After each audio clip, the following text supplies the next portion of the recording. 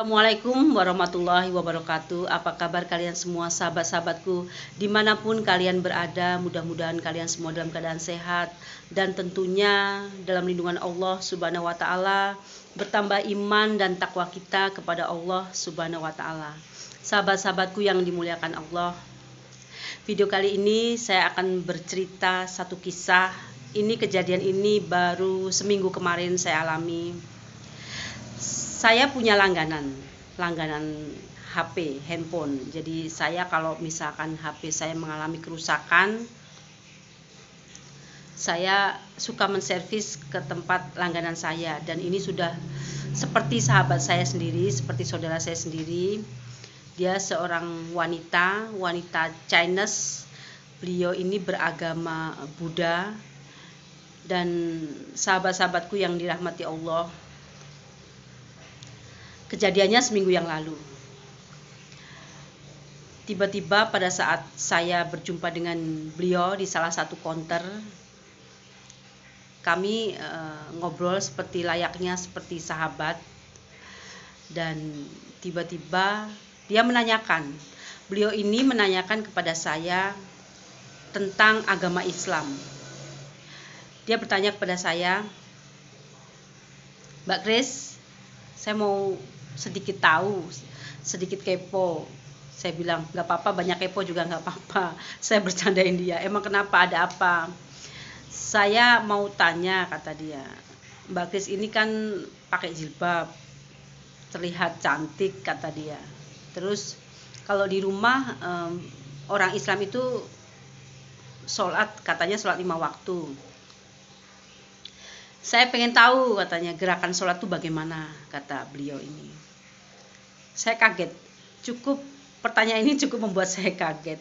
Karena kita sudah bersahabat selama hampir 7 tahun. Saya sudah menjadi pelanggan ketika saya membeli HP dan menservis HP. Saya sudah menjadi pelanggan tetap bagi sahabat saya ini.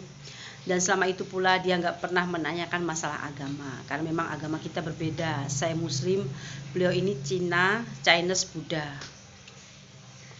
Dan pertanyaan ini membuat saya, loh kok tiba-tiba beliau bertanya seperti ini.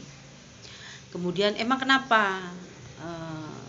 Kenapa mbaknya bertanya kepada saya masalah gerakan sholat?" Terus, "Ya pengen tanya aja," kata dia. Lalu saya sedikit dengan perasaan aneh gitu ya. Aneh karena memang ini kok orang gak biasanya bertanya masalah agama.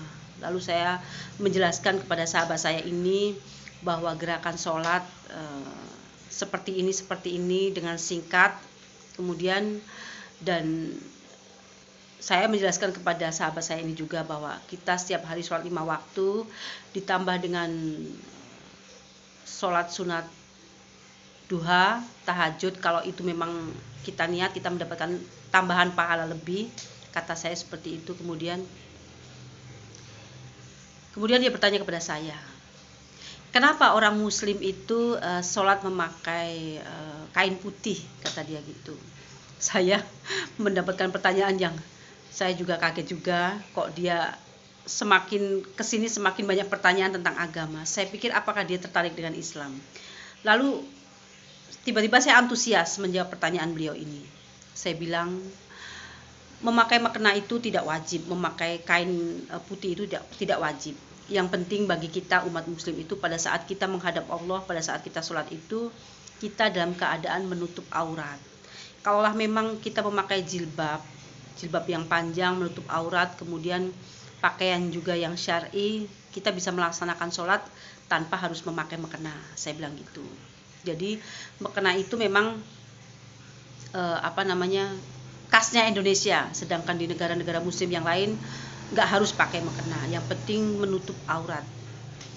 Terus setelah saya jelaskan, lalu dia bertanya lagi tentang Muhammad, Nabi Muhammad. Kenapa Nabi Muhammad dieluk-elukan bagi umat Muslim? Hebatnya apa sih?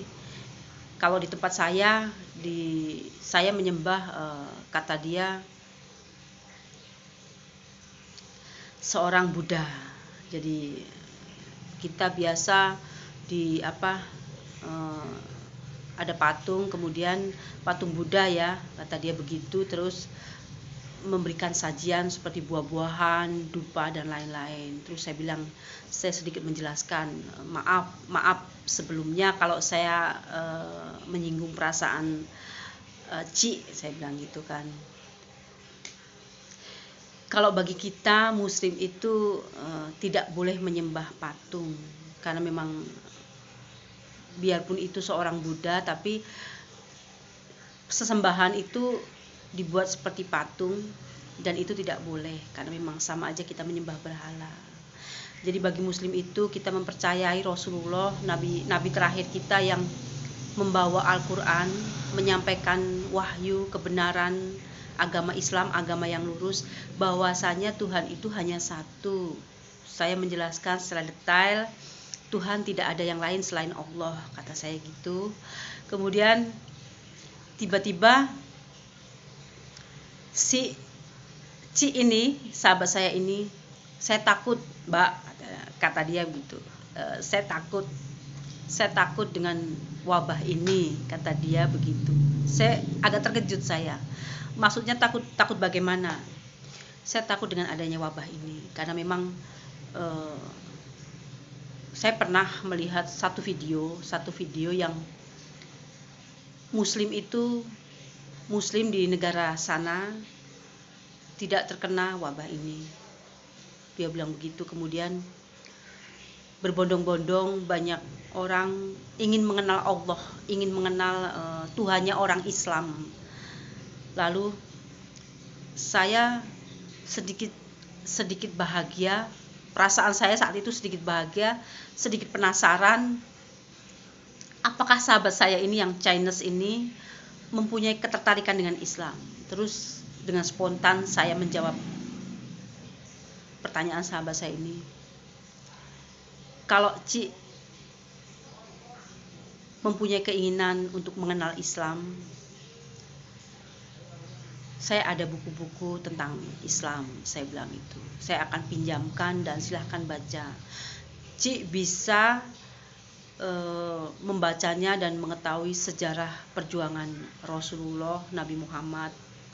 Kemudian Ci bisa mempelajari bagaimana seorang Muslim, hukum-hukum seorang Muslim, kewajiban seorang Muslim, dan apa yang diharamkan, apa yang dihalalkan. Sahabatku yang dirahmati Allah. Lalu si teman saya ini, si Ci ini, tiba-tiba bertanya, Mbak Kris, saya suka makan babi loh.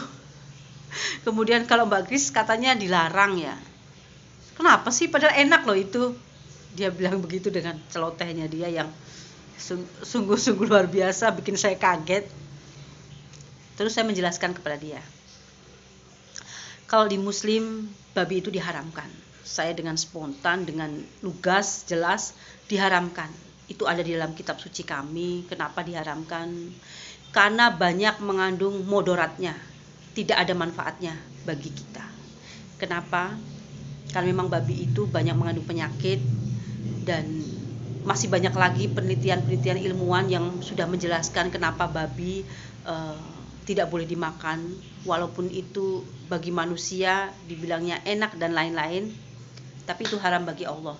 Dan silahkan Ci, saya bilang gitu, ada buku-buku yang memang membahas mengapa daging babi diharamkan. Saya nanti akan pinjamin, kata saya. Gak apa-apa, kalau memang Ci tertarik dengan Islam, saya akan pinjamin buku-bukunya. Kemudian Ci pelajari dulu, kemudian ada Al-Quran, saya bilang gitu, ada kitab suci Al-Quran dan ada terjemahannya, nanti saya akan pinjamkan. Ci pelajari lagi, nanti kalau sudah Ci, ini maaf, kata saya, kalau Ci tertarik dengan Islam, hubungi saya lagi, kata saya gitu. Subhanallah teman-temanku, sahabat-sahabatku yang dirahmati Allah. Ini adalah persahabatan saya selama 7 tahun. Ini saya konsumennya dia, dan dia adalah seorang penjual handphone di salah satu counter, dan kami sangat berhubungan dengan baik. Dan ini adalah pertanyaan yang cukup membuat saya kaget, karena memang 7 tahun ini tidak ada sama sekali kami menyinggung masalah agama. Dan ternyata dengan adanya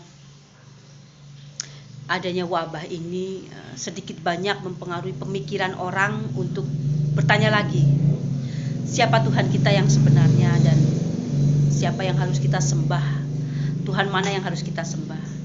Subhanallah, teman-temanku, sahabat-sahabatku yang dirahmati Allah. Nanti tunggu cerita selanjutnya, bagaimana kisah saya dengan si Ci ini, penjual HP ini. Apakah dia menghubungi saya lalu dia melembutkan hatinya, Allah melembutkan hatinya untuk menerima hidayah Allah. Karena memang sudah hampir seminggu ini beliau belum kontak saya. Terima kasih sahabat-sahabatku. Ini hanyalah sekelumit cerita perjalanan saya selama seminggu ini yang bisa saya share dengan sahabat-sahabatku semuanya. Mudah-mudahan video kali ini bermanfaat dan insya Allah kita semua mendapatkan hidayah dari Allah. Insya Allah kita semuanya, hati kita dilembutkan sama Allah untuk bisa menerima kebenaran. Amin ya robbal alamin. Assalamualaikum warahmatullahi wabarakatuh.